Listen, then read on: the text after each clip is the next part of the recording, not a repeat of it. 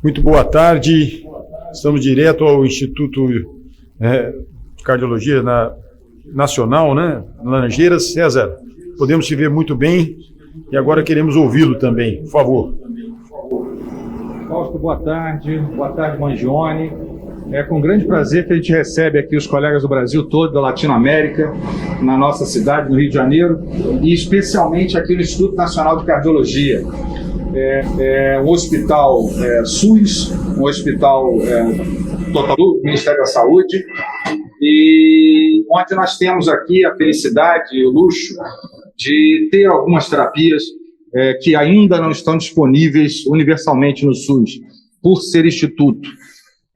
O Instituto tem uma vocação de ensino, pesquisa, vanguarda, e hoje a gente gostaria de mostrar algumas coisas do que se faz aqui para os senhores e discutir com os senhores.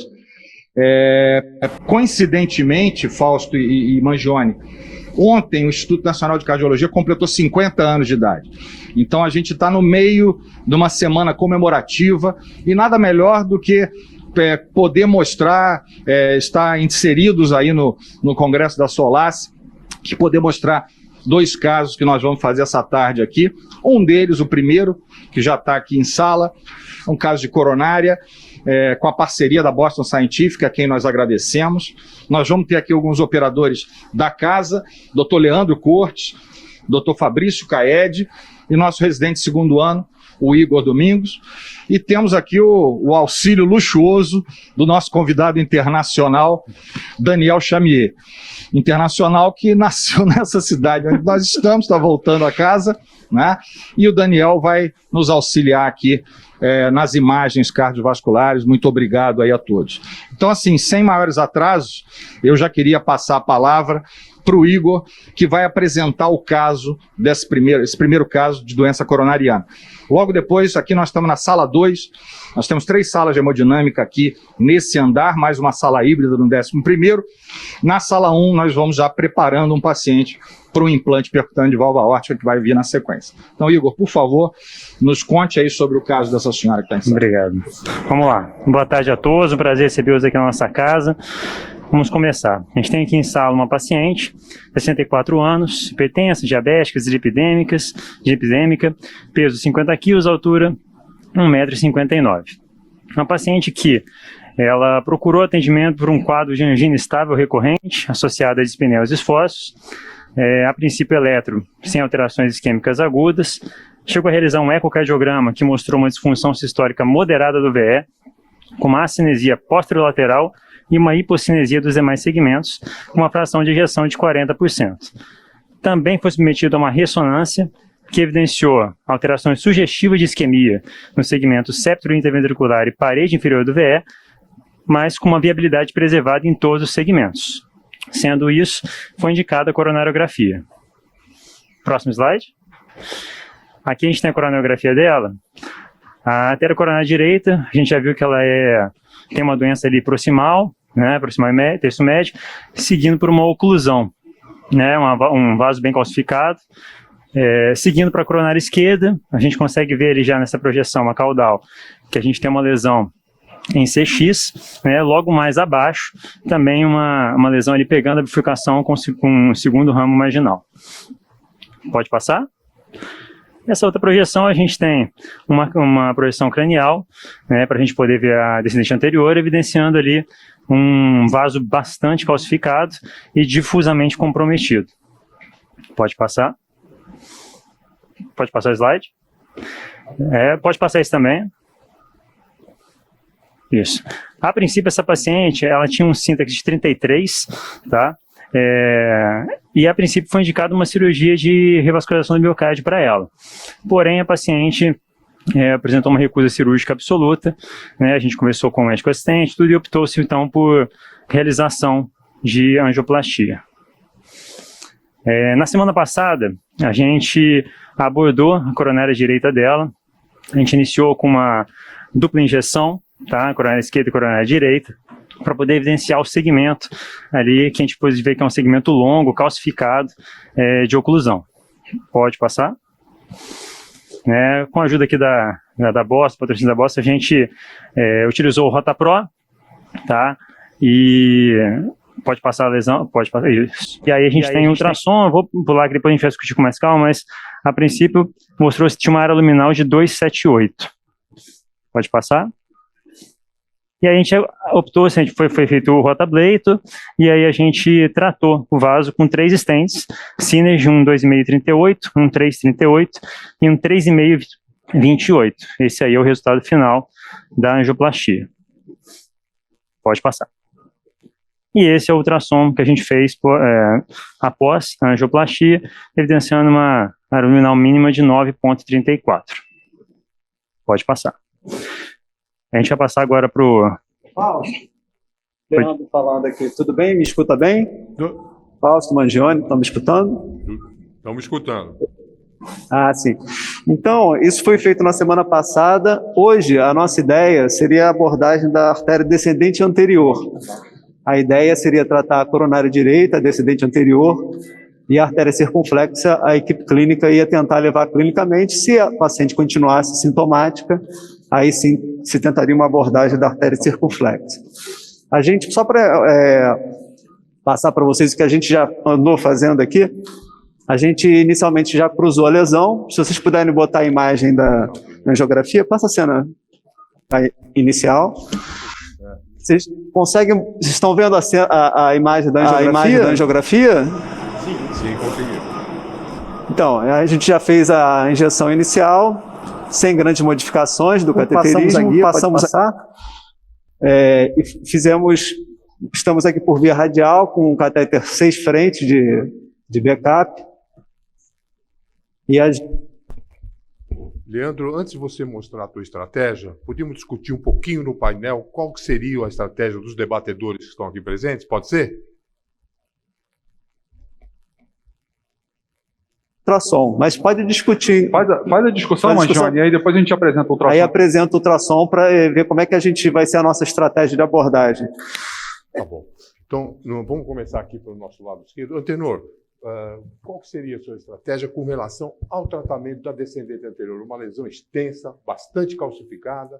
Qual seria a sua indicação? Rotableito? Aproveitando uma liptotripsia, um shockwave nessa lesão, qual que seria a sua ideia? Aproveitando e falando um pouco antes do quadro como um todo, esse caso diabética relativamente jovem, multiarterial complexa, com oclusão crônica e bifurcação, comprometimento de DA e diagonal e tudo, poderia ser um caso cirúrgico. Realmente eu acho que seria a melhor indicação. Mas como não foi operado para fazer uma revascularização completa, e a direita, que é a oclusão crônica, já foi tratada e ficou muito bom, certo? A DA é uma doença difusa, é ruim para a cirurgia, talvez seja o vaso pior para a cirurgia.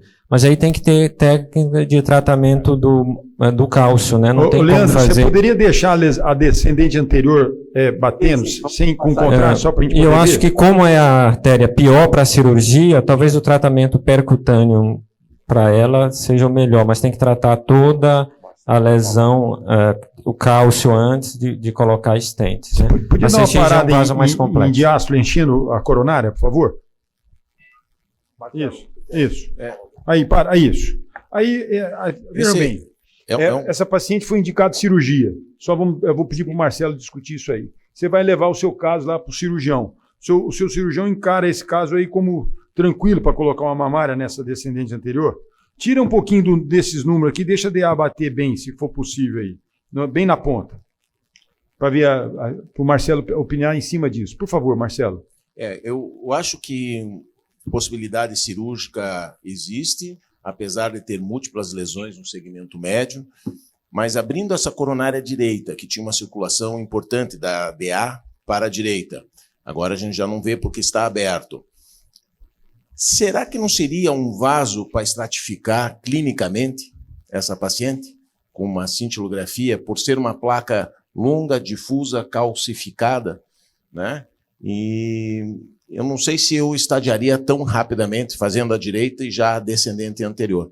A circunflexa tem uma lesão muito mais acentuada, apesar de ter já uma área cinética na eco de posterolateral ali, né? Mas essa descendente anterior, se for abordar, vai ter que abordar com algum método para cálcio e com certeza vai... Vamos passar essa dúvida para Catanduva. Vamos sair de Curitiba, vamos até Catanduva, no interior de São Paulo. Fernando De Vito, o Marcelo sugeriu uma cintilografia. Uma paciente que tinha uma disfunção ventricular, fração de ejeção de 40%, dispneia e angina. Foi aberta uma oclusão crônica, aí há cerca de uma semana.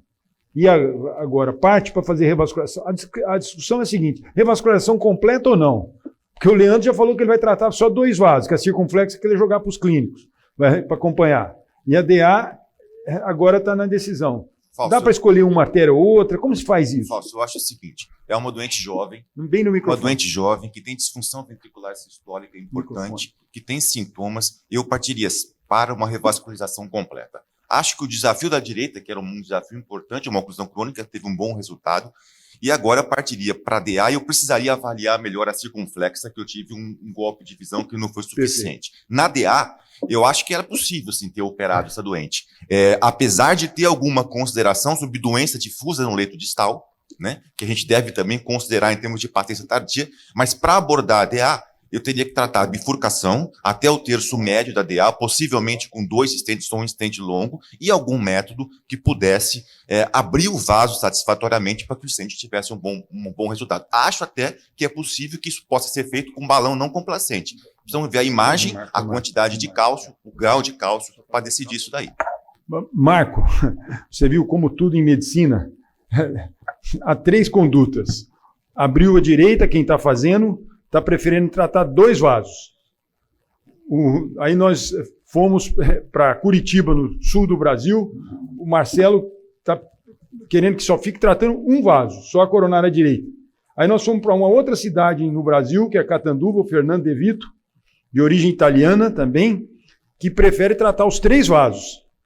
Você decide, trata 1 vaso, 2 vasos ou 3 vasos. Qual do Marco? Marcos Valgimigli, primeiro. So I think the strategy chosen here is reasonable to tackle the CTO first. It was a functional CTO, so I was not surprised that the wire went quite easily through. And I guess the choice of rotablator was very reasonable. It was a huge amount of calcium, so perhaps stent expansion would not have been as good as it has been at the end.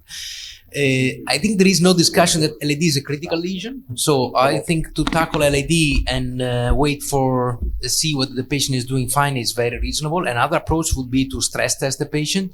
But to be honest, looking at the angiogram, I would not expect this LAD not to be significant. The question is whether the left main and the circumflex are ischemia producing. There is a landing zone in the proximal LAD, which would allow you to spare the left main. So to tackle this LAD lesion in a stage procedure is very reasonable. I would agree questioning that 1 week time is a bit too short. I would probably wait 2-3 weeks more, but that's probably a delay. If a patient did not develop ACHI after the first procedure, I think 1 week is also reasonable. The question to me, the more I look into the angiogram, is what is the procedural strategy here? Because the lesion is extremely long. You're gonna stent 40 millimeter proximal ED, but then you have a number of tandem lesion in the middle and distal ED. So you may have a wonderful angiographic result, but if you dare to put an FFR wire at the end of your stent procedure, you would be knocked off. So that is what I'm asking myself, whether you should stent proximally and perhaps dab distally. That is something that I would like to see during the procedure. Ok, rapidamente, antes da gente passar para a sala de hemodinâmica, Marco, objetivamente, o Marcelo levantou a hipótese de uma cintilografia para detectar isquemia nessa região. O que você acha? O aspecto angiográfico já de uma lesão grave dessa maneira já indicaria o procedimento? Ou você faria um FFR ou uma outra forma alternativa? Com certeza, a cintilografia não, porque eu já estou no procedimento e eu acho que FFR é tão significativamente ou até mais do que uma cintilografia. Só para completar a pergunta, essa lesão longa, eu usaria rotablator, tá? No caso, para tratar a DA, e eu tentaria usar o máximo possível para ficar bom balão farmacológico.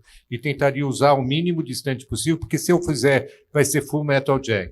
Segunda coisa, eu tentaria também VSX, eu não sei direito qual a importância da CX distal. Me parece que tem lesão de bifurcação lá, que não é fácil, é uma lesão vaso fino, se puder mostrar depois, mas eu tentaria também uma revascularização completa. Perfeito. Então vamos voltar à sala. Leandro, fique à vontade agora para mostrar qual que é. A gente vai passar, o Daniel vai falar um pouco dos achados que a gente teve aqui no ultrassom, mas só para comentar, essa paciente ela fez uma cintigrafia antes, né, de abrir à direita, e o território predominante de isquemia era na região inferior e anterior, por isso que foi a própria equipe de clínica da coronária aqui que a ideia inicial era tratar a DA e a direita e depois reavaliar. A CX é possível fazer a CX também, não nesse tempo, mas num terceiro tempo. E cintilografia. Bom, Daniel, fica à vontade. A gente, para ganhar tempo, porque a gente tem pouco tempo aqui, a gente vai passar a palavra para o Daniel vai mostrar que é uma lesão bem calcificada, então a nossa estratégia realmente era fazer o pré-tratamento com a aterectomia rotacional, a gente vai usar o sistema do RotaPro, que está chegando agora aqui no Brasil, e com uma oliva 1,5 de oliva, e enquanto isso o Daniel vai mostrando para vocês as imagens, os achados do ultrassom. Foi um ultrassom de alta definição, de 60 MHz, um ultrassom que modificaram também, tanto no de 40 como no de 60 recentemente, a ponta do ultrassom. Ele navegou muito bem nessa lesão calcificada, talvez a versão anterior não tivesse navegado tão bem. Daniel, à vontade. Vamos lá. Vocês me ouvem bem, Mangione, Fausto? Alô? Sim, tudo bem. Ok. Então vamos lá. O Leandro tinha selecionado pela angiografia um pequeno septal que, na angiografia, era a região onde ele entendia como sendo uma referência saudável. Então essa é a região daquele septal lá embaixo. E a gente vai vir aqui. Então aqui seria uma região mais saudável do vaso, não tem segmento normal do vaso nessa corrida, é um vaso difusamente doente. Então, a gente volta nessa referência daqui a pouco. Você pode colocar o ultrassom na tela, por favor. Ultrassom, pessoal. Então, ultrassom espera na aí. tela, por favor, e bota a angiografia na tela pequena. Aí, vamos lá. Então, esse aqui é aquele pequeno septal que eu estava mencionando. Logo proximal a ele, a gente tem um segmento um pouco mais saudável, com um pouco de placa fibrótica, que essa é a região onde a gente está pretendendo utilizar como referência distal. Eu vou voltar lá daqui a pouco. Caminhando proximal, vocês vão ver um longo segmento de calcificação. Na grande maioria das vezes, uma calcificação que pega de 180 a 270 graus. Essa é uma região com cálcio mais superficial. A gente vai encontrar agora uma região que tem um nódulo calcificado, e essa é uma região onde contém a área luminal mínima de 1,58 milímetros quadrados. Um dos motivos pelos quais a gente decidiu pela aterectomia rotacional foi que há a presença de, primeiro, calcificação extensa, nódulo calcificado, num ponto muito apertado do lúmen, em que o guide wire bias é favorável. Se você mantiver o olho nessa região aqui, no eixo longitudinal, vocês vão ver que o nódulo de cálcio ele está em contato bem próximo, íntimo, com o catéter de ultrassom aqui. Isso é um indicativo indireto de que a gente tem um guide wire bias favorável para que a burr do rotablator realmente faça algum efeito na superfície desse nódulo. Caminhando mais proximal, observem agora aquele grande ramo diagonal, que a princípio a ideia é manter uma estratégia provisional. Olhem o grau de calcificação que tem nesse ramo. E essa é uma observação importante, porque caso você precise recruzar o ramo e dilatar por algum motivo, você tem que saber que há uma calcificação bem grave no ósseo desse ramo diagonal, que pode comprometer eventualmente o resultado do balão. Caminhando mais proximalmente, a gente vai chegar numa região de cálcio circunferencial, e eu chamo a atenção dos senhores para o grande grau de reverberação que esse cálcio produz. Então, não só é importante o ângulo de cálcio, embora seja circunferencial, a presença de reverberação é um indicativo de que esse cálcio é fino e pode reagir bem com um balão ou com a presença do rotablator. E a gente caminha até, então, o ósseo da descendente anterior, onde é uma região com maior lúmen e ainda tem algum grau de calcificação que se estende até o tronco da coronária esquerda, que obviamente a gente não vai querer mexer no tronco dessa paciente hoje. Tá? Então, essas são algumas considerações técnicas. Para complicar ainda e ouvir a opinião dos senhores, no meio dessa região de calcificação há uma ponte miocárdica, tá? Um segmento intramiocárdico da descendente anterior, numa região que tem pouca doença, mas na parte proximal, eu vou deixar em movimento esse trechinho para que vocês vejam o movimento de compressão e relaxamento do vaso. E quando a gente chegar na parte proximal, no ombro proximal da ponte, observem o grande grau de aterosclerose, placa mista fibrocalcificada na saída da ponte miocárdica, ou seja, não tem um segmento normal dentro da ponte também. Metade do segmento dela tem aterosclerose. E por fim, para orientar o tratamento, aquela referência distal, a gente encontra aqui uma região com uma carga de placa de 31%, ou seja, abaixo de 50%. A gente vai utilizar o critério um pouquinho mais agressivo para tentar uma otimização maior, utilizando um stent de 2,75 e um balão de 3 milímetros. Lá na parte proximal, é um vaso utilizando um critério mid-wall to mid-wall. A gente não vai no lumen, mas também não vai lá fora na membrana elástica externa. É um vaso próximo de 3,5 e o comprimento total a ser tratado de 55 milímetros e meio. Vamos começar então aqui o rota, pessoal. Alguma... Se puder mostrar também. Essas informações modificam a conduta do painel? Como é que vocês abordam essas situações aqui? Doutora Andréa, tudo bem? Boa tarde. Com relação a esses aspectos do ultrassom, qual que seria a sua estratégia? Existe uma ponte miocárdica no meio dessa lesão? Como é que você abordaria esse tipo de situação? Sim, neste caso, vindo que tem uma área luminal mínima... Poderia ter a angiografia na tela enquanto o Leandro vai fazendo e a Andréa vai falando, por favor? Não, ao vivo. A angiografia aqui na tela. Não há problema. Aí. Se pisar aqui, vai sair lá. Sim, tem um trajeto grande do ponte muscular, mas acho que um estendão não tá caindo nada, tá vendo? no segmento proximal da artéria é opção neste caso. Não estou segura a medida no segmento médio, a lesão que está depois da diagonal. Acho que também estava com área luminal mínima e também teria posto um stent nesse caso.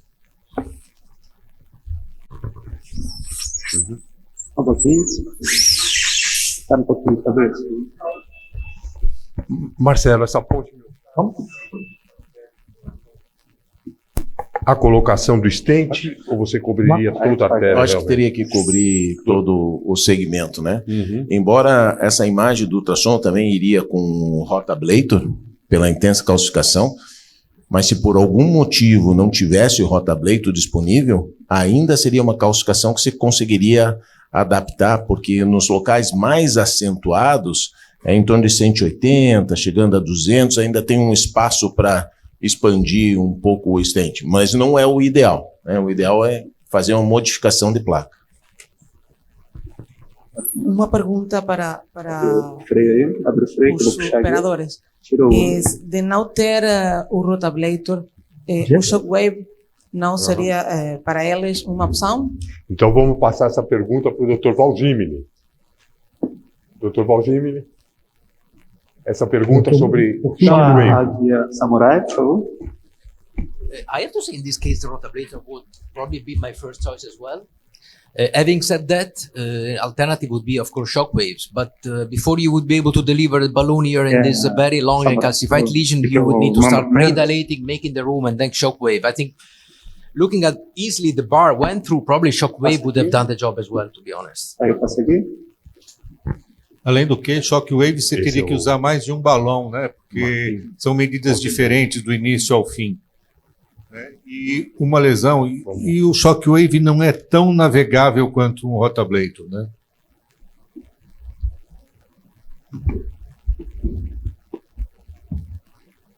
Estão passando outra.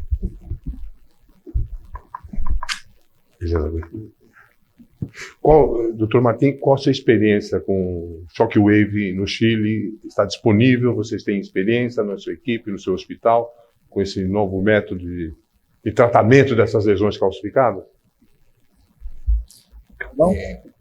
Bueno, en Chile tenemos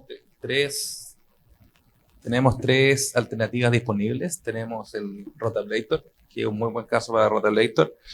Tenemos la atherectomía orbitacional, que también es una muy buena alternativa para este caso. Y también tenemos la alternativa del shockwave. El shockwave, estoy de acuerdo en lo que se ha comentado, tiene la particularidad que es muy difícil avanzar el balón en lesiones muy calcificadas. Habría que intentar predilatar un poco para hacer avanzar el balón, o no puede pasar un extensor de catéter. Como es una lesión bien larga y son solo 80 pulsos, habría que ver si nos alcanza con un balón, pero también es una buena alternativa. Yo creo que aquí el rotablator, el orbital y el shockwave andarían bien en este caso. Y bueno, estoy de acuerdo también de que lo más probable es que cubriría la parte proximal con el stent y la parte distal probablemente con un balón con droga para no dejar el full metal jacket. No caso desse rotablator, acho que usaram uma ogiva 1.5, né? Isso, 1.5. Eu não sei se não iria para 1.75, uma ogiva maior, porque é um nódulo de cálcio ali. Se a gente está fazendo um método, eu acho que eu tenho que tirar o máximo de cálcio que é possível ali. Se eu, a 1.5, praticamente estou abrindo só o canal, eu não estou fazendo grande debooking dessa placa calcificada. Eu acho que eu iria com uma ogiva maior, já que o objetivo é tirar cálcio. Então, pela análise do ultrassom, a parte mais terço médio distal é um vaso 275, no máximo 3, aqui sendo um pouco mais agressivo. Então a gente foi com uma oliva 1,5 justamente por isso. A ideia, eu mantive, vocês podem ver, vocês estão vendo a angiografia, eu mantive a guia do rotablator, passei uma guia workhorse, uma samurai, e a gente pode dilatar com o balão NC todo o trajeto que a gente pretende tentar, e repetir o ultrassom e avaliar melhor isso, entendeu? Perfeito, perfeito.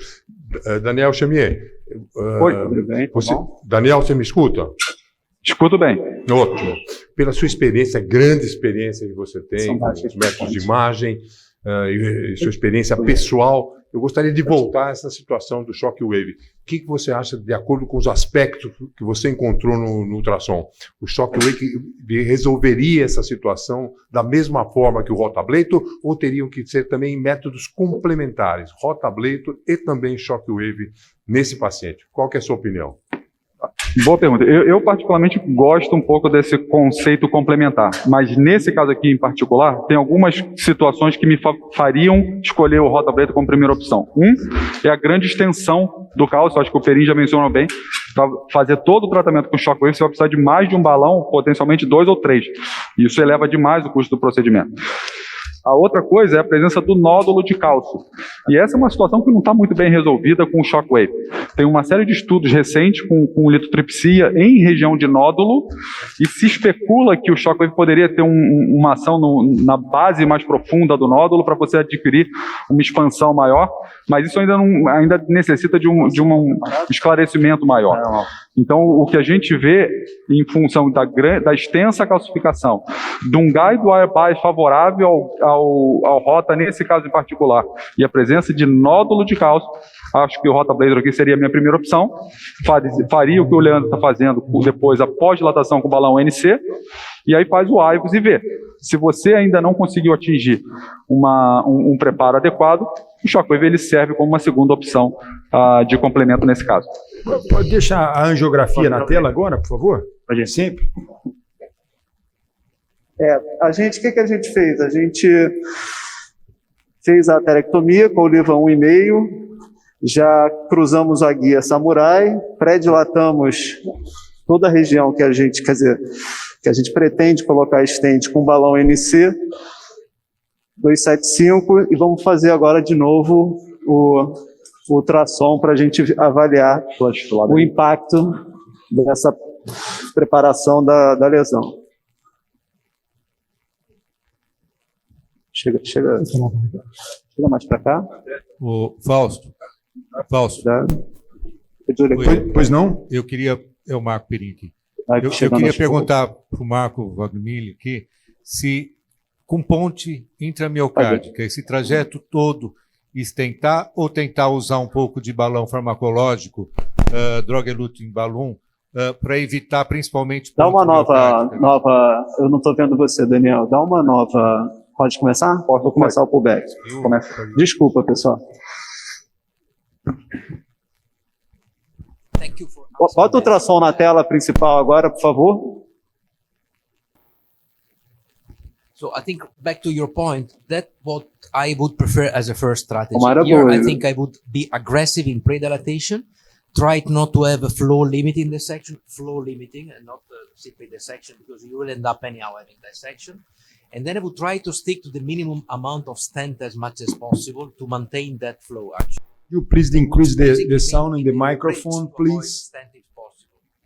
We have a lot of evidence saying that the rate of in-stent restenosis as well as Aumentar o stent som thrombosis ali, in por bridging favor. is very high. O volume. Leandro, essa também é uma sessão educativa também. Você poderia falar para nós qual a diferença do Rota Pro que você está usando com a geração anterior de Rota Ablator? Será que vocês podem mostrar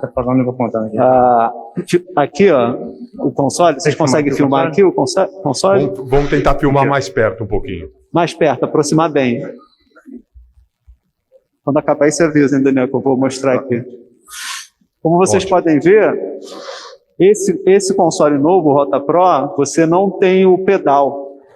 Então, isso ficou mais amigável, que antes você tinha geralmente um operador com a escopia, né, e outro operador no pedal do Rota. Aqui, o operador principal, você consegue fazer da escopia, ao mesmo tempo ligar e desligar o pedal, na verdade, nesse botão aqui, a rotação. E tem também aqui o Dyna, você clica aqui e você ativa o Dyna Glide. Então é tudo no console.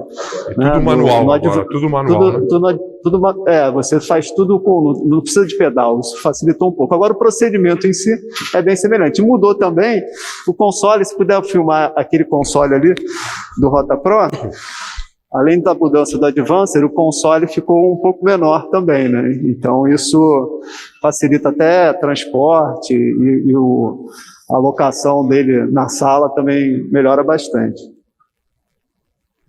Não sei se alguém quer fazer mais algum comentário. Não, muito bem, deu para ver bem, Daniel? Deu para ver bem. Pode parar aí. E elucidar bem. Pode botar de novo a imagem do ultrassom na tela, pessoal? Bom, então vamos lá. A gente tem algumas observações aqui. Agora que aquela doença proximal foi tratada, repare o segmento da ponte, onde vocês vão conseguir ver melhor o grau de aterosclerose que existe na parte proximal dela. Aqui está a ponte, olha a doença. Agora você tem um lumen maior, olha a quantidade de ponte que ainda tem no segmento de doença que já foi preparada com rota e com balão. Caminhando mais proximal, a gente observa naquela região onde tinha o nódulo, lembra que o nódulo ficava logo abaixo daquela bifurcação com diagonal. Então aqui está aquele calço diagonal. Quando a gente vem agora na região do nódulo calcificado, observem que não se espera fratura evidente de cálcio com rótulo. O que a gente quer é a formação daquela cavidade, aquela concavidade, e olha agora o grau de reverberação que se obteve no nódulo, que não existia previamente. Esse é um sinal de que a gente conseguiu enfraquecer esse cálcio, vamos dizer assim, você consegue afilar esse cálcio, e é um sinal indireto também, além do ganho luminal óbvio que teve aqui, é um sinal indireto também de bom preparo daquele nódulo calcificado. E vocês vão ver graus de reverberação do cálcio em múltiplos pontos ao longo do vaso. E naquela região mais proximal, que já era mais fino, vai ser possível de observar algum grau de fratura depois com a dilatação com balão. Vou deixar em movimento aqui, que fica mais fácil de observar. Vocês vão ver o cálcio mais proximal com alguns pontos de falha nessa superfície. Quando chegar lá eu mostro. Fausto Mangione, Oi, eu estou aqui ao meu lado com o Fabrício Caed, que ele tem grande experiência com balão farmacológico. A gente discutiu esse caso realmente para abordagem do leito distal da DA e até da própria circunflexa, prevendo aí um terceiro tempo, se for necessário, de utilizar. Infelizmente, a gente não tem disponibilidade aqui no SUS do balão farmacológico, mas seria uma estratégia. Eu vou deixar o Fabrício falar a experiência dele um pouquinho. Então, quando o Leandro me mostrou o caso, e com sucesso ter tratado a direita, que era um caso muito calcificado, e eu acho que é um divisor de águas, foi ter conseguido revascularizar o território inferior. Essa paciente tem uma lesão segmentar bem longa, tanto na primeira marginal quanto na circunflexa. E a nossa proposta, se possível, seria tratar a DA com esse debulking, né? A direita também. O território da circunflexa marginal não é tão calcificado, mas é uma lesão muito difusa. E no segundo momento, talvez a CX para marginal, estente talvez para uma, com provisional com estente farmacológico, pegou na marginal. Queria saber o que vocês acham dessa estratégia. Marco, você quer comentar sobre essa estratégia que ele falou? Estente provisional para diagonal, eu acho que é evidente nesse caso aqui, só se necessário.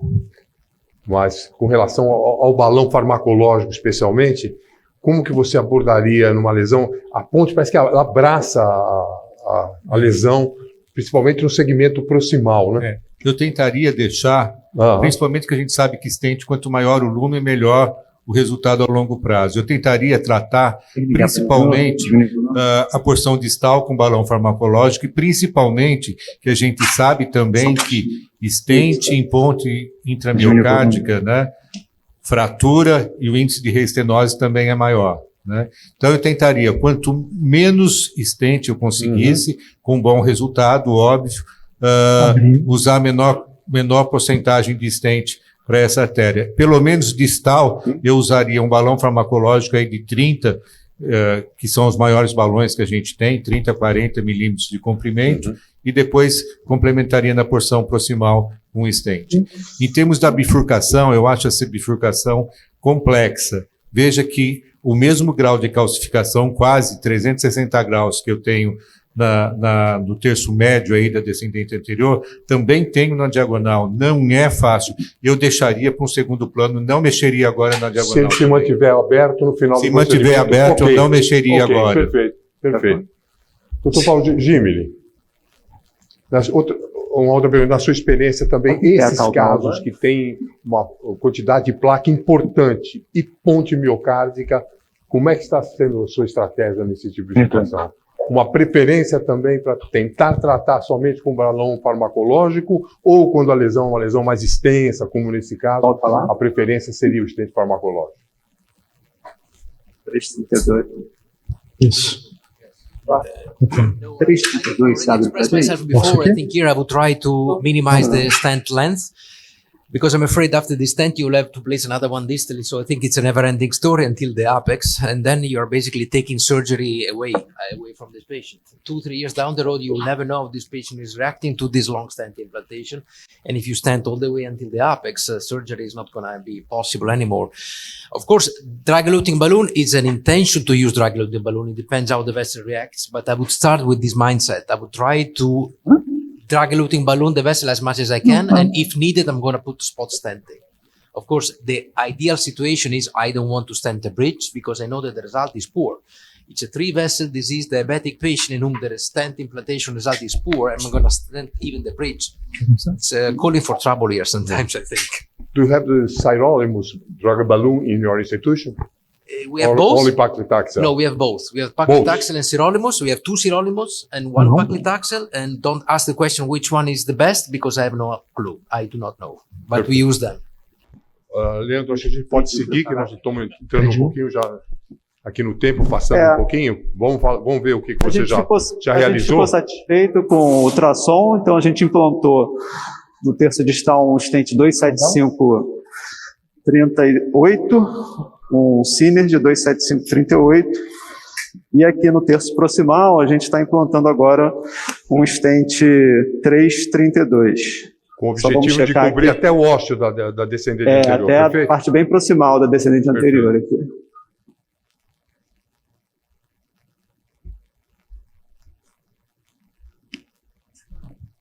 A única coisa que eu chamaria atenção aí, que talvez o overlap fica bem em cima da diagonal, talvez oclua a diagonal.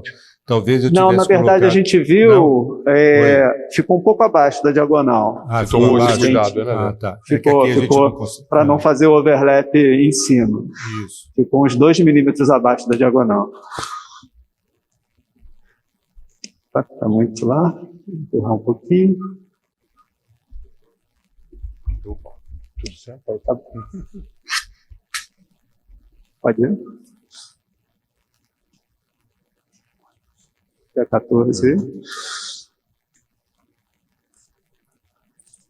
Vocês veem que realmente o rota, o ponto mais crítico era ali quando a gente passou o rota, o cálcio mais crítico, pode tirar, era na transição ali do terço proximal para o terço médio. Pode botar em crânio agora.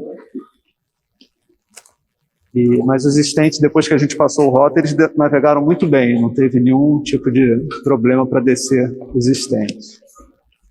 A gente vai precisar provavelmente de um pouco de pós-dilatação, principalmente na parte mais proximal. Depois a gente vai fazer o ultrassom de controle, mas eu já vou fazer uma injeção aqui, só para ter uma ideia do resultado, que aí se precisar cortar, a gente... Vocês verem pelo menos o resultado quase final, né?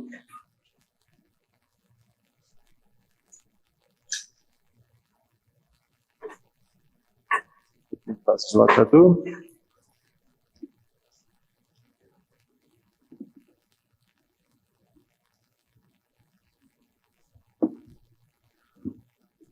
A única coisa que vale a pena falar aqui, Mangione, é que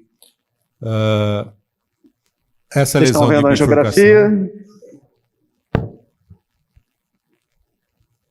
Vocês veem a angiografia? Desculpa, estou sem o retorno aqui. Sim. Ah, sim. Beleza de resultado. A gente já Leandro, vai tá na hora de aquela passar. porção. Já está na hora de passar. A gente vai só pós-dilatar aqui e fazer o proximal com o balão 3,5 pelas medidas do Daniel e depois fazer o ultrassom. Mas a gente agradece muito aí o convite da comissão e a todos aí que nos assistiram e agradecer também a toda a equipe técnica aqui que ajudou a gente para esse caso. Muito obrigado, hein? Obrigado, hein? Parabéns, uma beleza de caso, difícil, doença multiarterial, muito bem conduzida por vocês aí, os ramos todos presentes, ótimo resultado, tenho certeza que vocês vão melhorar ainda mais, e parabéns também para o Instituto Nacional de Cardiologia com 50 anos. Tá bom? Vamos passar então para outra sala. Obrigado. Tchau. Parabéns aí. Valeu. Obrigado aí. Obrigado. Valeu.